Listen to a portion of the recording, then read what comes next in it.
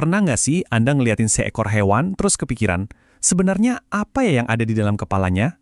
Nah, hari ini kita bakal coba cari jawaban yang lebih dari sekedar naluri. Kita akan selami dunia kecerdasan hewan yang ternyata jauh lebih rumit dan keren dari yang kita kira. Jadi pertanyaannya gini, waktu kita lihat laba-laba bikin jaring yang super simetris atau burung bikin sarang yang rumit, apa itu murni insting, semacam program dari lahir, atau jangan-jangan ada proses berpikir di baliknya? Oke, untuk bisa jawab itu semua, kita mesti sepakat dulu soal satu hal. Apa sih sebenarnya definisi dari naluri itu? Secara tradisional, naluri itu dianggap kayak program genetik yang kaku. Coba bayangin deh, kayak robot biologis yang cuma ngejalanin perintah. Nggak perlu mikir, nggak pakai sadar, pokoknya pandangannya sangat mekanis. Tapi kalau kita lihat di alam, banyak banget perilaku yang rasanya kok terlalu canggih, terlalu fleksibel, buat dibilang naluri doang. Nah, perilaku-perilaku inilah yang bikin definisi sederhana tadi jadi goyah. Yuk kita mulai dengan studi kasus pertama yang jujur mungkin nggak bakal Anda duga.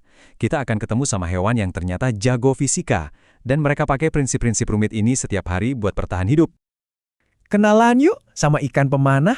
Senjatanya keren banget. Cuma semburan air bertekanan tinggi yang dia tembakkan dari mulutnya buat jatuhin serangga dari dahan di atas air. Tapi, disinilah kejeniusannya kelihatan. Gara-gara pembiasan cahaya, posisi serangga yang dia lihat itu kan sebenarnya ilusi optik. Jadi, biar tembakannya akurat, otaknya harus ngitung ulang sudut tembakan setiap saat, mengoreksi ilusi tadi. Ini bukan sekedar insting nembak, ini aplikasi fisika secara real time. Dan kemampuannya itu wow, bener-bener di luar nalar. Dia nggak cuma ngoreksi tembakannya karena angin, tapi juga bisa ngatur kekuatan semburannya tergantung ukuran mangsanya. Dan yang paling gila, dia bisa belajar jadi lebih jago cuma dari nonton temennya. Semua keputusan ini diambil dalam sekejap, cuma butuh 40 milidetik buat prediksi mangsanya bakal jatuh di mana. Oke, dari kecerdasan fisika, sekarang kita pindah ke arena yang beda banget, dunia sosial. Di sini, kecerdasan itu bukan soal ngitung sudut, tapi soal memahami dan kadang memanipulasi pikiran makhluk lain. Coba dia lihat contoh kecerdasan sosial yang agak licik ini. Burung lyrebird jantan. Dia itu bisa niruin suara sekelompok burung yang lagi panik diserang predator. Buat apa coba? Tujuannya buat nakut-nakutin si betina biar nggak pergi, jadi dia punya waktu lebih lama buat merayu. Ini bukan sekedar niru suara, ini penipuan yang terencana. Tapi, kecerdasan sosial itu nggak selamanya soal tipu-tipu. Kalau kita lihat gajah, kita bakal nemuin sisi yang jauh lebih dalam, sesuatu yang mirip banget sama empati dan rasa duka. Waktu seekor gajah mati, kawanannya itu nunjukin perilaku yang bener-bener bikin terharu. Mereka akan nyentuh jasadnya pakai belalai, berdiri ngejagain, bahkan kayak berusaha ngebangunin. Ada juga laporan di mana mereka nutupin jasad anak gajah pakai dedaunan. Ini bukan respon biasa. Ini bukti adanya ikatan sosial dan memori kolektif yang luar biasa kuat.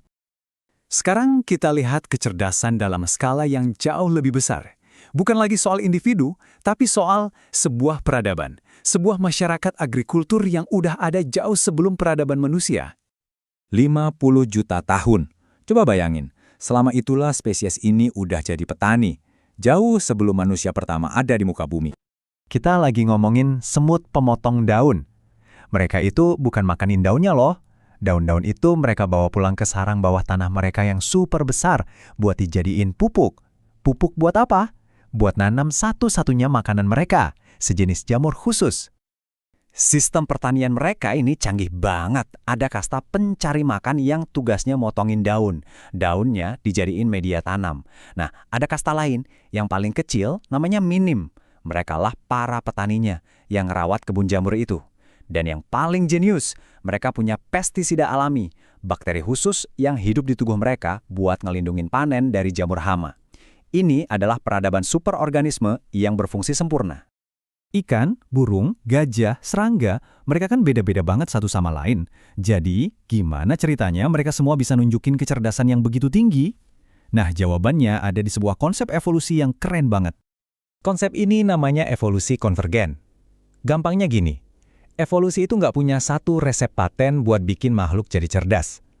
Kalau spesies yang beda-beda ngadepin masalah yang sama, misalnya gimana cara berburu yang efisien, seringkali mereka nemuin solusi cerdas yang mirip secara terpisah satu sama lain. Nah, ini poin kuncinya. Hardware-nya boleh beda, tapi software-nya bisa ngerjain hal yang sama. Otak serangga jelas beda banget sama otak primata, tapi dua-duanya bisa melakukan hal-hal luar biasa kayak belajar, mengingat, dan mecahin masalah.